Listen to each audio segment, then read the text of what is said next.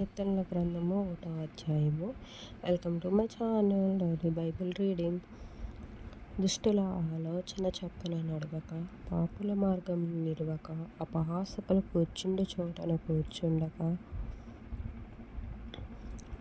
యెహోవా ధర్మశాస్త్రమునందు ఆనందించుచు దేవారాత్రములు దానిని ధ్యానించువాడు ధన్యుడు. అతడు నీటి కాలువల ఓరను నాటబడినదై ఆకువాడక తన కాలమందు ఫలమిచ్చు చెట్టు వలె నుండును.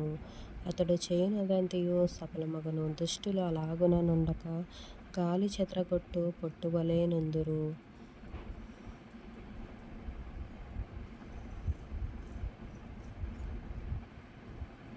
కాబట్టి న్యాయ విమర్శలో దుష్టులను, నీతిమంతుల సభలో పాపులను నిలువరు.